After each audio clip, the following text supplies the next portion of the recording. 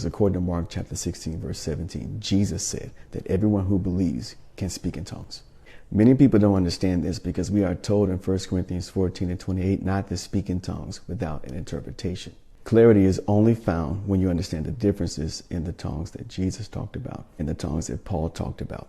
In Mark 16:17, Jesus quotes that we will speak with new tongues. These are not the tongues that Paul is talking about in 1 Corinthians chapters 12 through 14 when he mentions diversities of tongues. Those are two different types of tongues.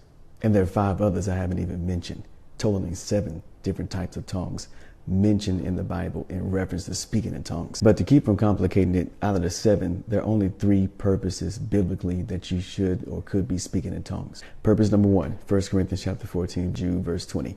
You're either building yourself up, or purpose number 2, 1 Corinthians chapter 14, verse 14, you are 20. You're either building yourself up, or purpose number 2, 1 Corinthians chapter 14, verse 14, you are thanking God, or you're in the context of worship. Or purpose number 3, 1 Corinthians chapter 14, verse 28, you are servicing people to deliver a message from God, which gives clarity to why he said, do not do that without an interpretation. So if there's 7 different types of speaking in tongues and only one of the 7 required an interpretation, that means there's a ratio of 6 out of 7 times that you're speaking in tongues and it is not required for you to have an interpretation.